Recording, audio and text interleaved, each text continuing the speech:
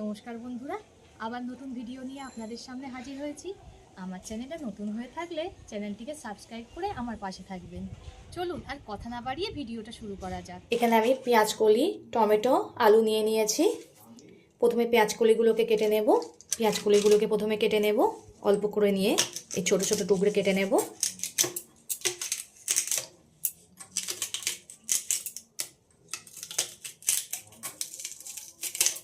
এই ফুলের এই অংশটা বাদ দিয়ে দেব। এইভাবে সব পেঁয়াজ কলিগুলোকে কেটে নেব। পেঁয়াজ কলিগুলোকে আমি সব কেটে নিয়েছি। এবারে পাত্রে তুলে নেব। দুখানা আলু নিয়েছি। আলুগুলোকে প্রথমে খোলা ছাড়িয়ে নেব।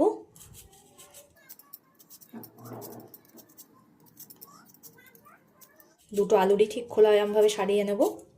আলুগুলো খোলা ছাড়িয়ে ঠিক এমন পাতলা পাতলা করে কেটে নিয়েছি। এবার আলু আর পেঁয়াজ কলিগুলোকে ধুয়ে নেব। পেঁয়াজ কলি, আলু আমি পরিষ্কার করে ধুয়ে নিয়েছি। আমি আমার পরিমাণ মতো সব কিছু নিয়েছি। আপনারা যতটা রান্না করবেন সেই পরিমাণে নিয়ে নেবেন। পেঁয়াজ কলি, আলু কেটে পরিষ্কার করে ধুয়ে নিয়েছি। যেহেতু আমি উনানে রান্না করব, উনানের জালটা ধরিয়ে নিয়েছি। কড়া বসিয়ে দিয়েছিলাম, কড়াটা গরম হয়ে গেছে। দিয়ে দেব সর্ষের তেল। তেলটা গরম হয়ে গেছে, এতে দিয়ে দেব 5 ফোড়ন।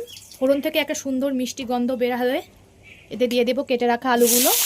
আলুটা খুব ভালো করে ভেজে নিতে হবে। আলুটা খুব ভালো করে ভেজে নিয়েছি। এবার এতে দিয়ে দেব পেঁয়াজ কলিগুলো। পেঁয়াজ কলি আলুর সঙ্গে খুব ভালো করে ভেজে নিতে হবে। এই রেসিপিটা আপনারা একবার হলেও ট্রাই করবেন, খুবই ভালো লাগে খেতে। রুটি আর ভাতের সঙ্গে তো একেবারে জমে যাবে এমন একটা রেসিপি থাকলে। আমার চ্যানেলে নতুন হয়ে থাকলে চ্যানেলটিকে সাবস্ক্রাইব করে রাখবেন এমন সুন্দর সুন্দর ভিডিও পাওয়ার জন্য।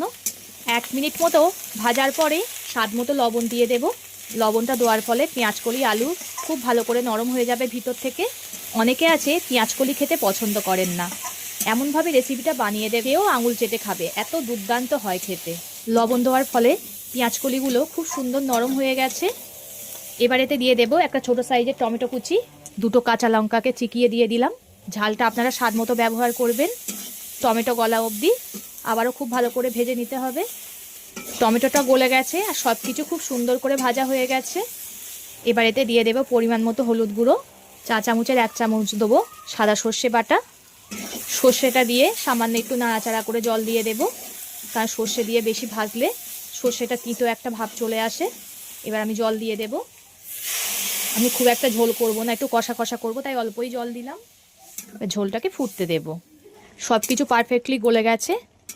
এই সময় আপনারা চাইলে একটু চিনি দিতে পারেন, আমি এখানে চিনি দিলাম না। এই পেঁয়াজকলি রেসিপিটা আমার দারুণ লাগে খেতে। কার কার ভালো লাগে অবশ্যই কমেন্ট করে জানাবেন। এবার আমি নামিয়ে নেব। তো ভিডিওটা ভালো লাগলে লাইক ও শেয়ার করে দেবেন, কমেন্ট করে জানাবেন আপনাদের মতামত। পরবর্তী ভিডিওতে আপনাদের সঙ্গে আবার দেখা হচ্ছে।